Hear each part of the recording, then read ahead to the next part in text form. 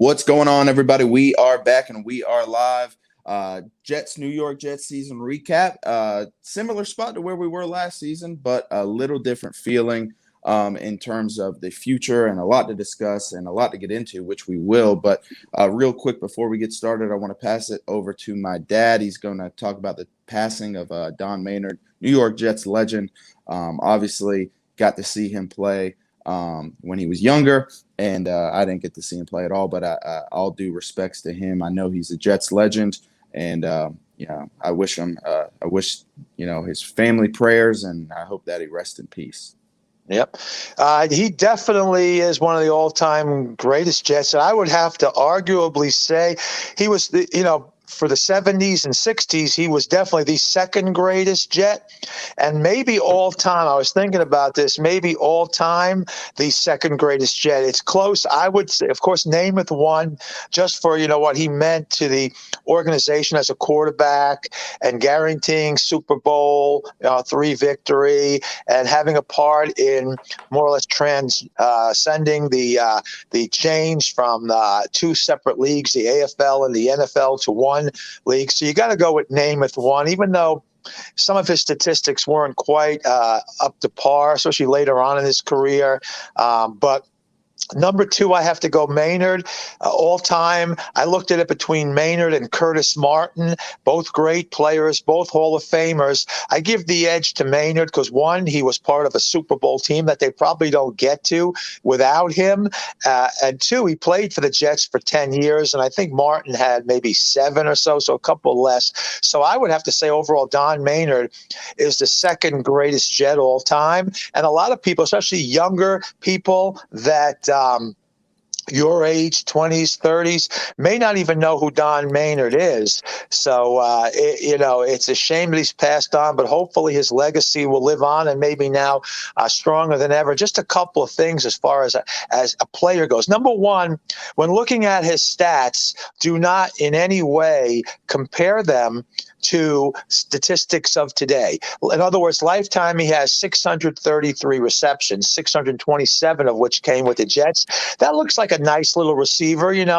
Corbett was probably somewhere around there. Altoon was 500 something, but you can't look at it that way. Those 633 receptions would be equivalent to over 1,000 lifetime today. Yeah. Number one, the NFL first had a 12-game schedule. Then they went to 14. Maynard never played in a season where more than 14 games in a season. So 2 less games now with the additional game, 3 less games per season than players today play. And number two, most importantly, the style of offense. There was no such thing as the West Coast offense. Don Maynard wasn't catching quick slants over the middle or little 5-yard out patterns. And this is probably what makes him, as far as I'm concerned, one of the all-time greats, not just for the Jets, but in the NFL. Take this into consideration, mind-boggling. For his career, not one season, but for his career, he averaged 18.7 yards per catch. That's 633 receptions, 18.7 yards a catch. You want to know how many other people have done that? The answer is 0. Any receiver, there's no other receiver with 600 receptions or more a lifetime with an average that high. Think about that. That's close to 20 yards on every catch. You don't see that anymore, but that's how the game was played more so back then, especially when Joe Namath came into the league and was a quarterback. So that's what makes him so great. 18.7 yards a catch, over 10,000 yards rushing, again, basing that off 633 receptions. He was the first guy, the first player to ever reach 10,000 yards passing, 88 touchdown passes. These are things back then, just double and triple that today, and that's what it equates to. Yeah. Just completely unheard of. So just a great player all around, certainly deserving of Hall of Fame status. And like I said, I don't know if that's a record that will ever be broken in a season where you see somebody catching that many passes and averaging 18.7 yards a catch, almost 20 yards on every single catch for his entire career. You don't see that. That's what just makes him so great. Tough player. If you look at old pictures of him, it doesn't look like he has a chin strap on. You know what? He doesn't. He wore a very tight helmet, one bar across. That's it. A lot of players did that. Didn't even wear a chin strap. Barely 6 feet tall, 180 pounds, which was probably the norm back then for size. So he's not a big guy. But a lot of people, especially Jet fans, do your homework, do a little history. A lot of people never heard of Don Maynard. Just not only a great Jet, but a great player all around. When he retired, he was the leading NFL receiver in all categories, yards, average, and receptions. That just shows you just how great that number of 633 was at that time. And sadly, in a way, he still leads in most categories, including receptions and yards to this day. But, you know, it's a great record, but at the same time, we haven't had anybody come along and break it yet. But he is still number one, 50 years after he's retired, still number one in all those categories. So a great Jet. From all that I read, he was a great person. Teammates liked him. He was a reliable guy, hard worker. He was a happy-go-lucky guy back then when the norm was, you know, short hair, straightforward, straight-laced. He had cowboy boots, long hair, sideburns. So he kind of was a little bit of a rebel in that case. In his later years, they say he became more of a recluse and he wasn't out in the public eye much anymore. But clearly, as far as my opinion goes, the second greatest Jet of all time. And definitely, you'd have to consider maybe top 10. I haven't really done the numbers, but top 10 NFL receiver all time, just based on that 18.7 yards a catch. So I know he'll be missed as a player. He'll be missed as a person. And Jet fans, do your homework, read up on this guy, read up on your history, and you'd be surprised some of the great players that played for the Jets way back then. And Don Maynard certainly was at the top of the list. Yeah, and like you mentioned earlier, the game's changed so much. I mean, I know Joe Namath, you talk about some of his stats, and I believe he's thrown more career interceptions than he did touchdown passes, that's just because the game was so different. There wasn't the screen. There wasn't the quick, like you mentioned, West Coast offense where it's quick hitters. If you were throwing the ball, you were throwing the ball deep. And obviously, you know, when I think of classic New York Jets players, and obviously I'm going to show my age here, but I think of Curtis Martin, that's very young. That was when I was very little. And then I think of before my time, I think of the Al Toons, I think of Don Maynard, Joe Namath, Marty Lyons, Mark Gastineau. So definitely rest in peace to New York Jets legend, a New York sports legend, and an NFL legend as a whole.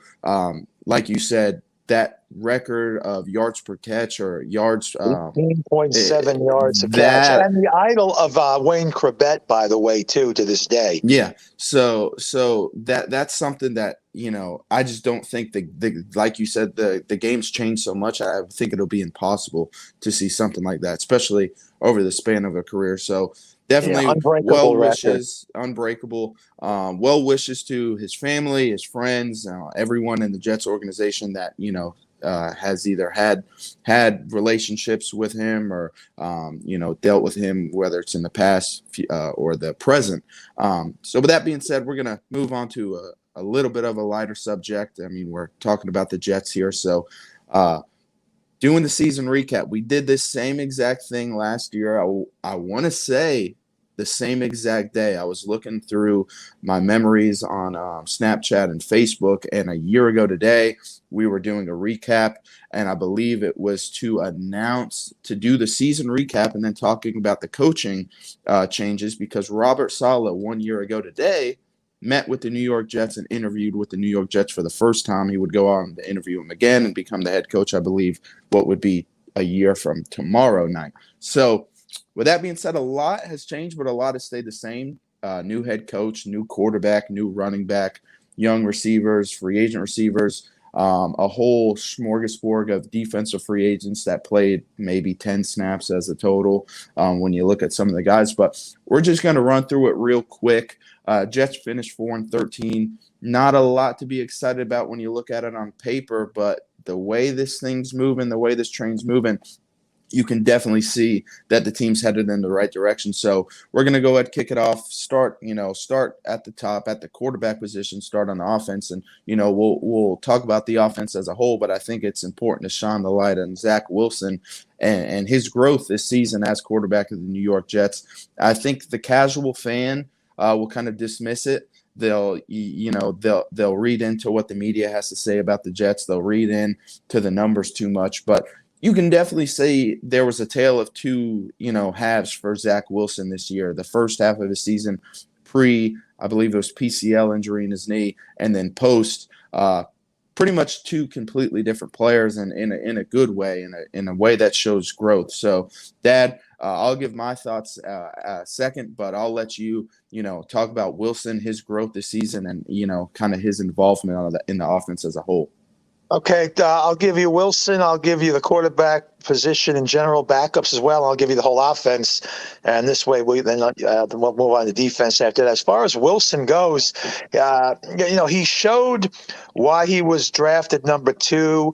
Not so much with great consistent results, but he showed you what at times he could become and the potential that he has, especially when down the stretch in one of the final games. He has extremely strong arm strength. You've seen him make passes that a lot of quarterbacks couldn't do, throwing against his body, throwing the other way, throwing off balance, throwing off his back foot, and still getting a good, strong throw there. So he's got the arm strength. I believe it was against Jacksonville and also against Tampa Bay. He showed you what he could do with his legs also. I hope we see more of that next year. They kind of shut that down again against Buffalo. I don't know if it just wasn't there because of Buffalo's defense or what, but I definitely want to see. I don't want Wilson to become, the next Michael Vick, because that, what happens then. You take too much of a pounding, but I'd like to see a happy medium where he uses his legs more, some more RPOs, run pass options, and if there's nothing there, he takes off and runs with it, maybe a little bit more. But we saw with Wilson, what the potential is. Did he fulfill it this year? And not necessarily. I'd say he's up and down. If I was going to give him a grade, I'd probably say about a C or a C plus right now. But adding on the potential of the future, I would have to, if I was going to compare him to Darnold after year 1, I'd probably give the edge to Darnold. I think Darnold's results were better. You think about that first game against the Lions. You thought about how Darnold played down the stretch the last 4 or 5 games. I'd give the nod to Darnold there. But as far as overall potential, looking forward with the intangibles, as far as athleticism goes, I have to say, Wilson has that ability to still be a greater player. It's just we don't know for sure. I don't want to give him an incomplete, but I'm not ready to have a parade for Zach Wilson. But at the same token, I don't feel like it was a bust of a pick. So somewhere in the middle, around a C, C plus is where I'd go with him. As far as the backups go, what I thought was going to be, a weakness turned out to be a strength. We ended up with 3 good backups. Of course, one of them is no longer on the team now in Johnson, but going forward, we got Mike White. There's rumors that the Jets are interested in bringing Flacco back. I like that idea. Flacco comes back, but I hope the Jets don't give up on Mike White. As you know, we were at that game, and I still think that I still think that he could maybe be a good quarterback. And, the more guys you got in this way, if Wilson doesn't pan out, I'm not ready to give up on Mike White either. So I thought our backup situation at the end of the day, if I had to give a grade there, I'd probably give it about a B plus. And who would have thought that? Because we were looking for, someone to be signed down the road. It turned out we had right in our backyard just what we needed. So, I would probably go B plus there. As far as the overall offense, I'm not going to grade every area. I will say I don't think we're going to see wholesale changes at any one position. Running back, I see Michael Carter as the one. I would say between Ty Johnson and maybe re-signing Tevin Coleman, I think one of those two come back. That's your 2 backs right there. So maybe you bring in a veteran as a third guy or draft someone. You got Walter as well.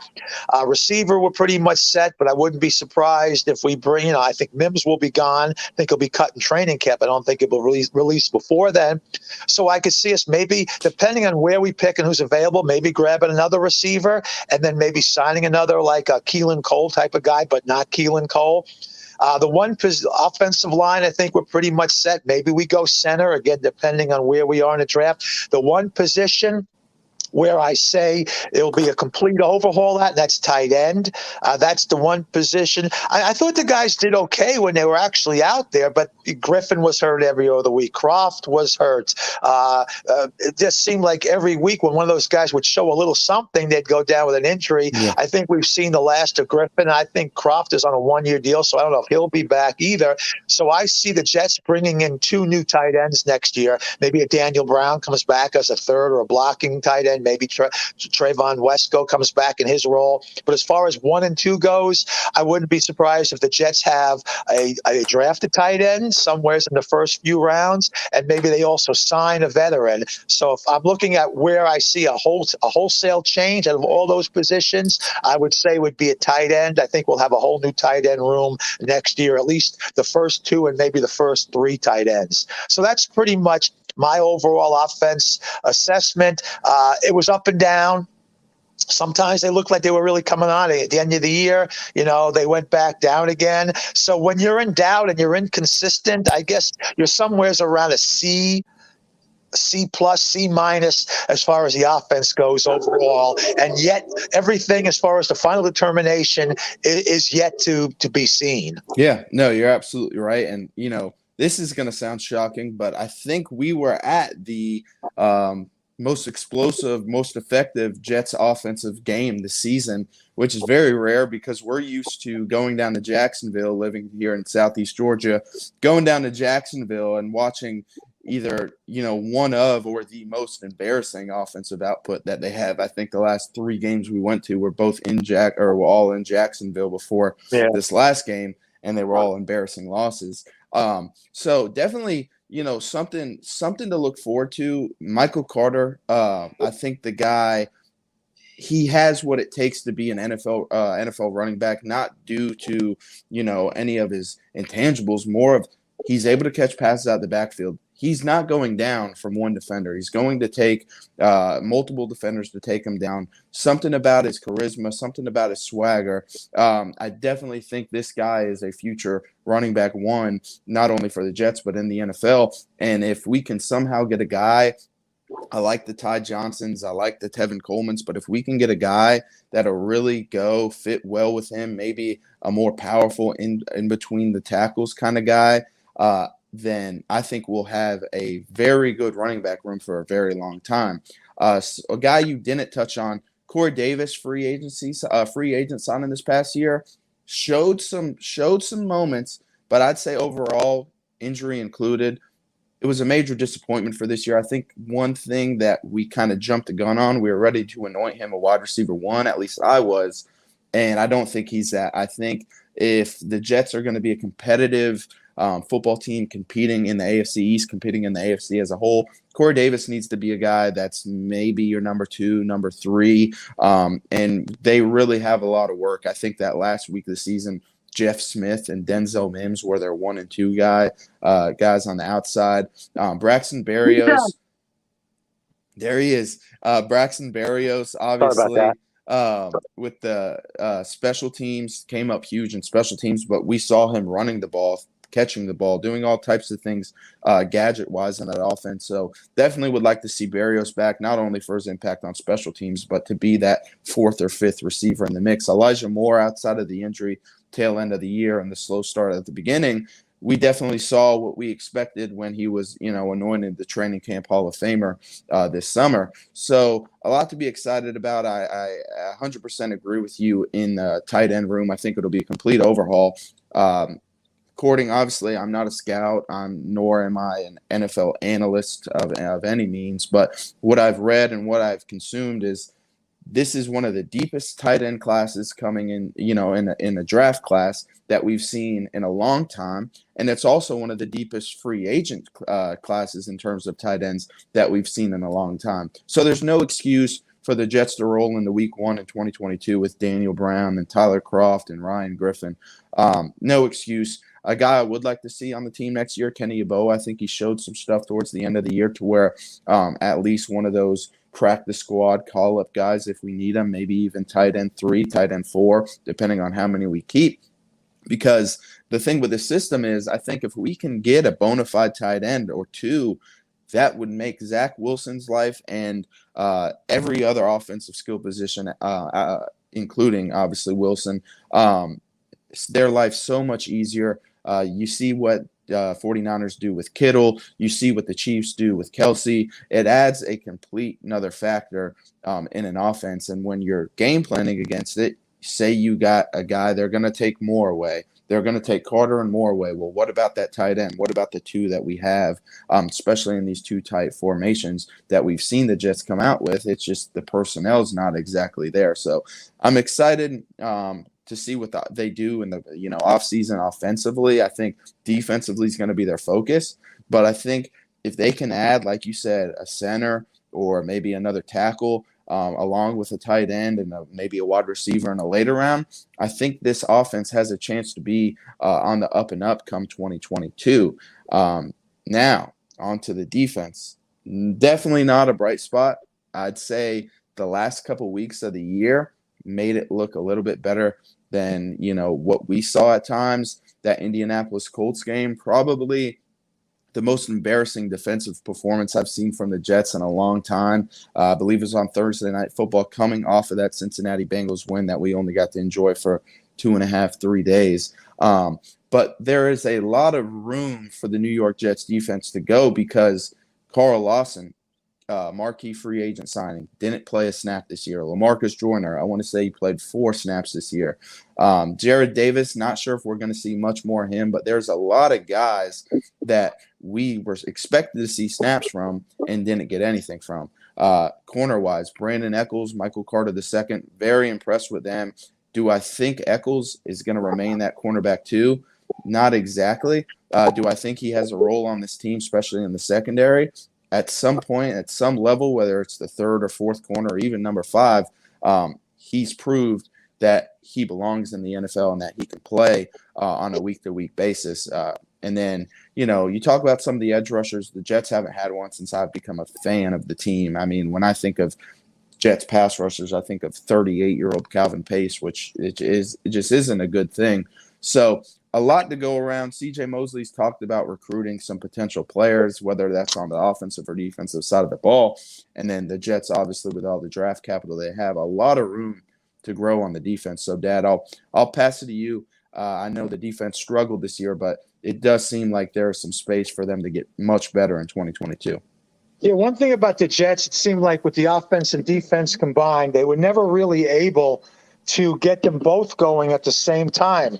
Early in the year, the defense played was respectable, and then the offense wasn't clicking, and then later on the offense got together and the defense was absolutely terrible, historically bad, like maybe one of the worst defenses of all time. And then down the stretch the offense started to struggle again, and in the last 3 or 4 weeks the defense played pretty well at times. Yeah. I thought their best showings were against Tampa Bay and Buffalo, 2 playoff teams, 2 solid teams. The Jets really played with 8 minutes to go in and against Buffalo. They were only down by 3 points, and that's all because of the defense. They wore down a little bit there at the end, but which is to be expected when you consider just how much just how much they were on the field and how little offense we had. If we had any offense at all, then maybe we would have won that game. They played tough against Buffalo. They played tough against Tampa Bay, and so they showed you something there down the stretch. Looking at some of the positions as far as grades go, or what I think, the interior line, I think, will pretty much be intact, at least the main guys. Of course, you'll have Quinnen Williams back. You'll have John Franklin Myers. I think Fatukasi's a free agent, I believe. He's somebody they should definitely look to re-sign. He was solid. You may see some new role players in there. I don't think Nathan Shepard returns. I don't think Rankins returns. Those secondary guys there, you may see a couple there. But as far as the big names go, I think we're pretty much set on the interior. On the edge, on the outside, we'll have Carl Lawson back. Hopefully, he'll play at the same level that he played in training camp. You'll have Bryce Huff back, and I think we need that one more edge rusher. And if we get someone early in the draft that's a prolific type of edge rusher, I think we'll look pretty good there with Lawson, the new player, and then Bryce Huff is your number 3. So again, not huge wholesale changes with Lawson coming back, but definitely one more edge rusher. Linebacker, we got Mosley for at least one more year. He had a solid year. I think we need to bring in a couple more linebackers, maybe one through the draft, one through free agent, with an eye more towards the future and not so much for next year because Mosley will start. I think Quincy Williams is a good player. I'm not sure if he's a starter, though. He looks great. He's one of those guys that looks great on TV because he lights people up and he hits hard. But, in listening to the experts, there's some parts of his game that have a little bit to be desired. He tends to be a little over-aggressive at times. He's not great on pass coverage, so I'd like to see him come back. But he compete for the other linebacker spot. But I think we could upgrade there, and having a guy like him as a backup, that would make us that much better. The secondary, there'll be some wholesale changes as far as starters go. One thing I like from this year's draft and the team, a lot of these guys, especially on defense, I think can play in the NFL. I think they've got a spot with the Jets. It's just not as starters. Yeah. Quincy Williams is one of those guys. Eccles, I like what I saw from Eccles. 5th or 6th round pick? I just don't think he's a number 2. He's not a starter.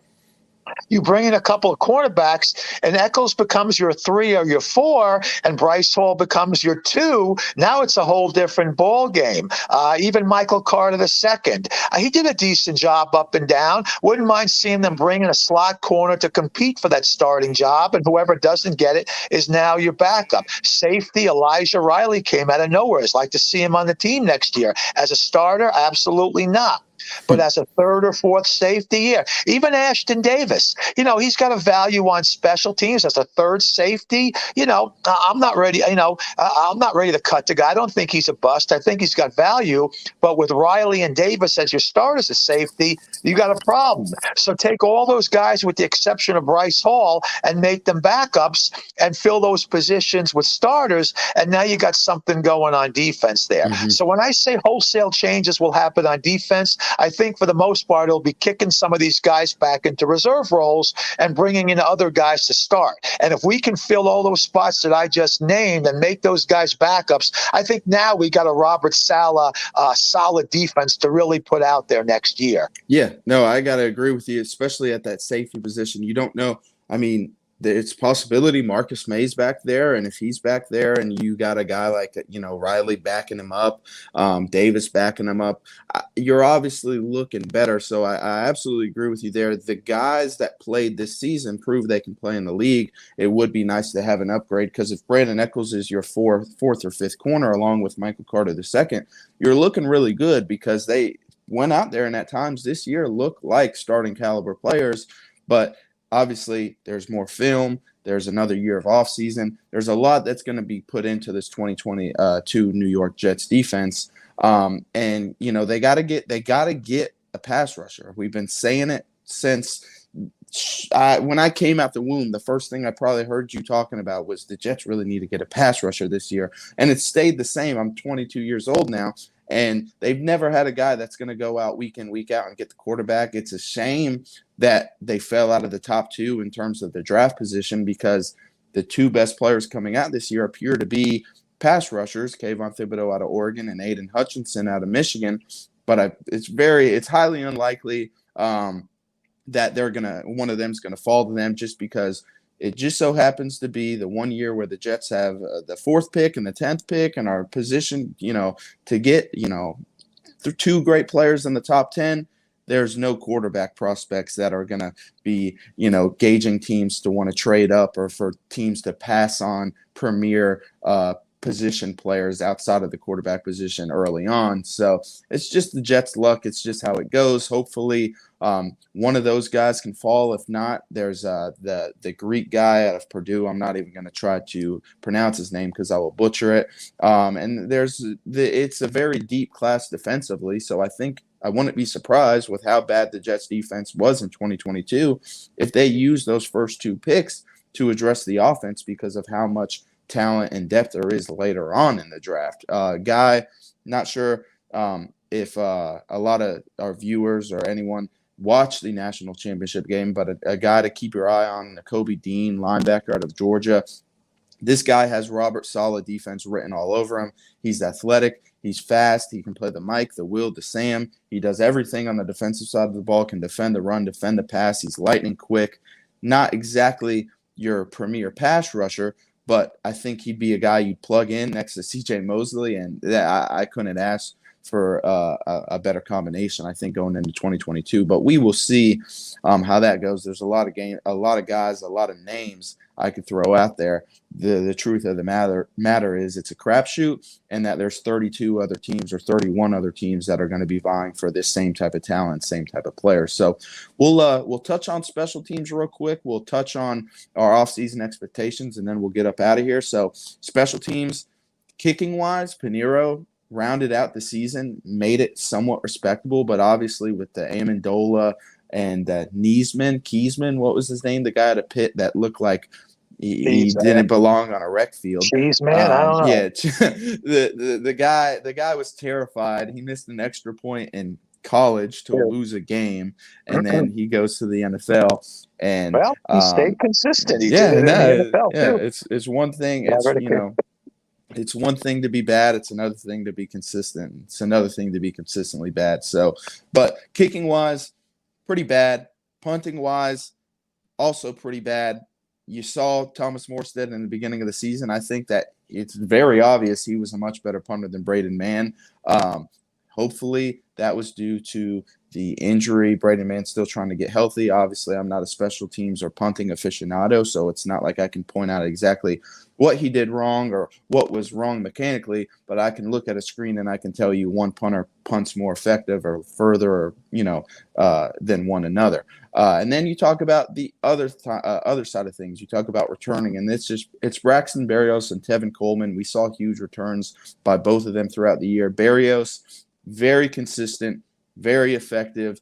I think his value on special teams alone is enough to sign him back to be a member of the Jets next year. And then obviously, as we talked about earlier, he does play a role in the offense, whether it's on those end arounds, double reverses, quick screens.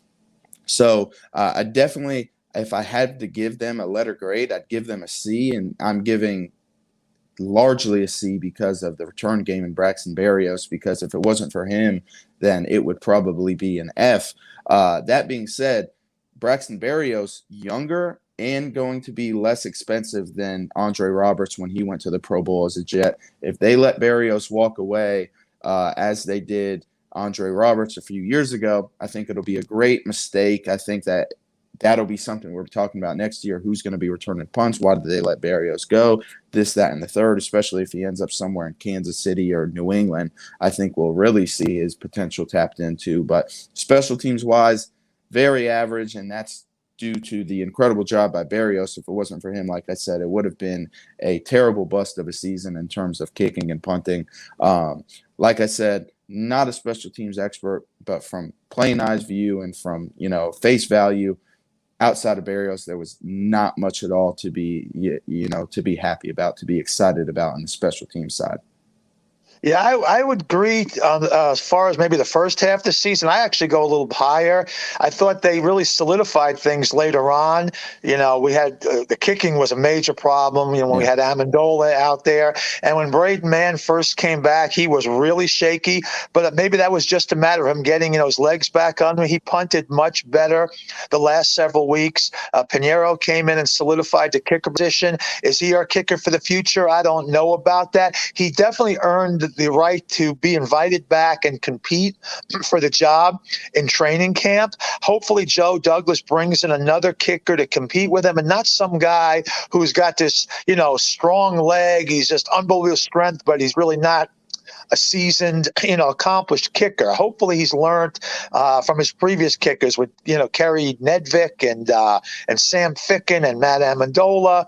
Go out and either find another reliable veteran that's out there to compete with with Pinheiro, or look for that, that undrafted guy. And it's going to be someone, your Rodrigo Blankenship type of guy, or even an Evan McPherson, someone, a Jack 6 or 7 Podlesny. round draft pick, a guy that was highly regarded. Bring a guy like that in to compete with Pinheiro for the spot. I wouldn't just hand it to him. He went 8 for 8 on field goals. I don't think he missed any extra points, but he tends to kick kind of low line drives. A couple of times I was a little worried about that. I don't know if people noticed. I didn't realize till almost the end of the year, Braden Mann was also kicking off. So the fact that you had your punter kicking off tells me he's probably not that strong a kicker on kickoffs. And I'm fine with Braden Mann continuing that if he does a good job.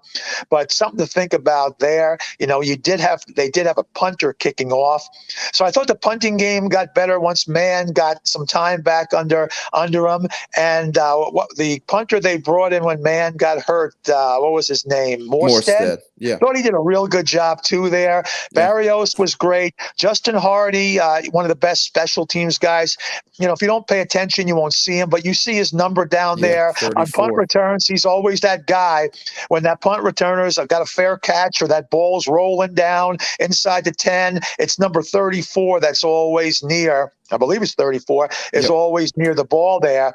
So I thought he did a solid job. I don't remember a lot of the times where the Jets got burnt on punt or kick returns. Probably the biggest flaw that I saw consistently was holding penalties on a lot of the kickoff returns. So I would go at the end of the year, I'd give them a B, and maybe earlier I might have gone C. So I disagree. I'd go a little bit higher there.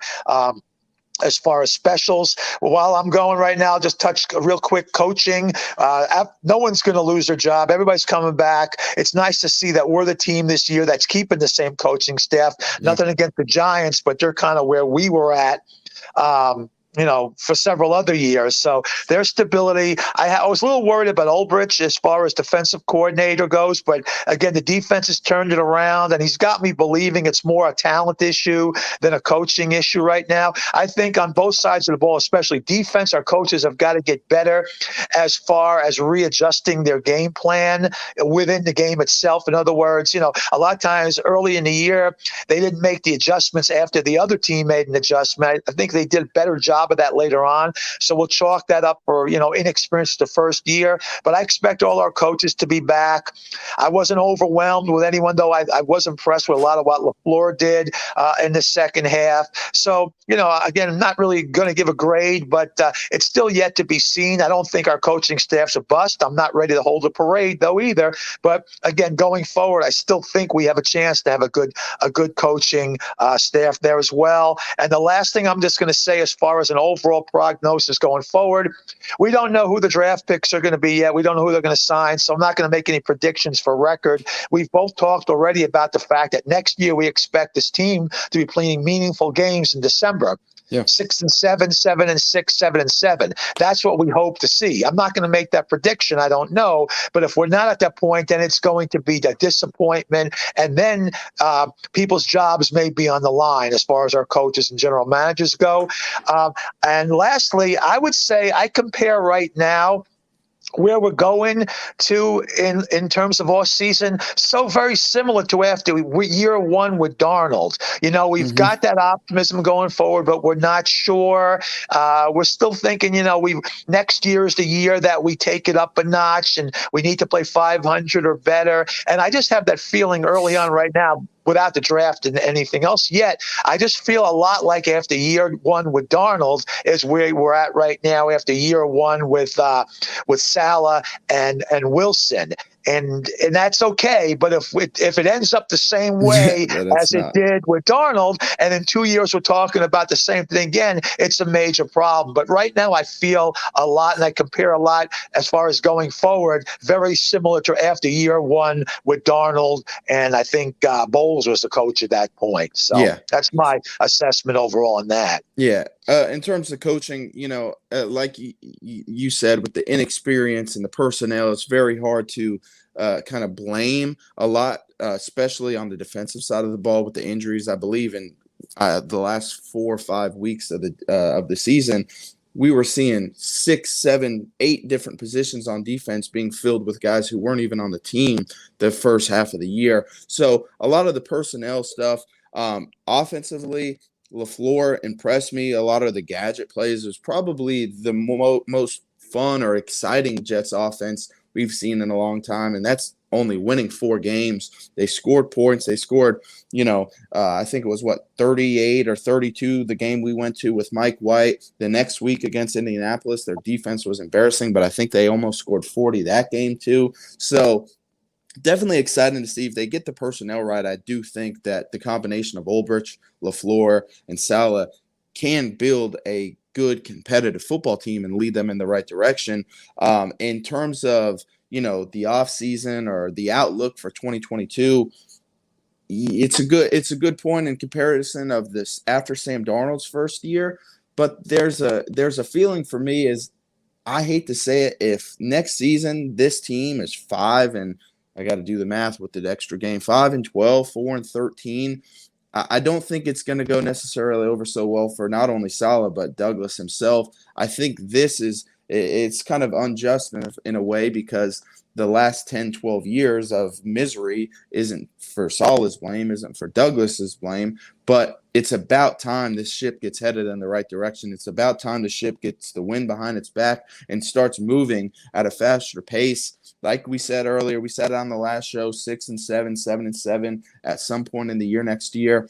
That's what we're looking for. I can't take another year of October, November. The games are, let's watch it. Let's see how Moore's doing. Let's see how rookie A or rookie B, whoever we're going to have, is progressing, because that's really what we're looking forward to now. No, I want to win games. I know I speak for all Jets fans when I say I'm tired of losing.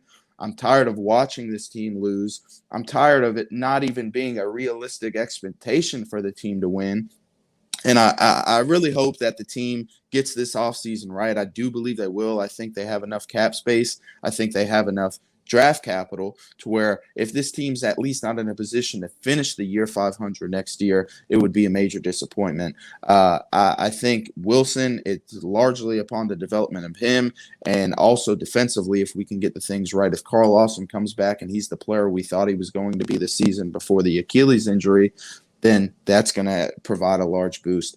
Same thing if Corey Davis is a wide receiver 3, because we've got Moore stepping up and maybe another guy. I know it's been said in the media recently that Joe Douglas is open to trading for some proven talent, especially at the wide receiver position. Would love to see that as well. A very deep draft and free agent class coming up. So a lot of room for the Jets to improve, a lot of room for the expectations of the Jets to grow. But something inside me, I don't know if it's the pessimist Jets fan. Most of the time I'm feeling optimistic. I don't want to get ahead of myself. I want to see how the offseason plays off, and then we'll get to, predicting records, predicting the expectations for the 2022 New York Jets. So with that being said, that's the season recap. Like I said in the beginning of the episode, not too far from where we were last year, but I feel like we're a bit closer to where we're heading to go. So, Dad, any final thoughts, final words before we get out of here? No. So, yeah, again, we hope that this time the team, more or less does the right thing and puts together consecutive solid drafts. This one was a solid draft, but we got so many picks this time coming up. We don't have quite as much cap money right now, but if they release certain players, we'll have more. And we're only going to get these opportunities so many times, and we took advantage last year as far as the draft goes. Not so much free agency. We got hit hard on injuries, but this coming year is vital, because after this, it might be a while before you see this many draft picks, this many high draft picks, and the salary cap. We're not going to keep getting between 70 and 100 million under the cap every single year, and there could be lean times ahead as far as that goes. So it's important that we hit on this one. Joe Douglas's job is on the line with this one, I think, as well too. If we can combine another solid draft with this time another good group of free agents that can stay on the field, I think there's no reason why we shouldn't have at least an average or slightly above average team, and then we can continue to supplement from there. But if we take a step back next year, or we draft a lot of busts, I think we'll be starting all over again. We'll be looking for a new coach. We'll be looking for a new general manager, and we'll start the process all over. So let's just hope that, we can hit this one, get it right. We got a good start. The Jets coaches are going to be coaching the Senior Bowl, so they get that first look at certain players up close and personal before anybody else does. And with COVID the way it is and coming back and the variants, who knows what's going to happen as far as combines go this year and one-on-one meetings with players. It could be all virtual. It could be limited. So the Jets may be getting a very, very big, bonus right there coaching, and they need to take advantage of that when it comes time to draft. And they need to come out with several starting rounds 1 through 4. Those guys have either got to be starting or contributors all next year. If they can do that, then the future could be bright. Yeah, so, only time will tell. It'll be one of those things, especially this offseason. We're going to don, the media, the fans, everybody's going to don the New York Jets, the offseason champions. We always do. 2 years ago, we drafted Mims. We're standing in front of the TV chanting his name, and fast forward 2 years, and he's probably not going to be on the team, and deservingly so. So with that being said, guys, hopefully, next few months we hear something about baseball. I think they're meeting tomorrow in terms of some potential negotiations. So hopefully with the next 3 to 4 months, we'll have some baseball to look forward to. Putting the Jets behind us for now. We'll have some, I'm sure over the next couple months, we'll have some either free agency or draft or any type of, potential outlook content coming. And then as soon as we hear something on the Mets or the Yankees or baseball as a whole, we'll have some content coming there. And hopefully in about 4 or 5 months, we'll be in Madison Square Garden rooting on the Rangers for a playoff game. That's the plan, at least. So, guys, stay tuned. Appreciate the support. Appreciate you guys watching. Jets, rest in peace, Don Maynard. Obviously, respect to his family, well wishes to his family and friends, and anyone in the organization. So with that being said, guys, we are out.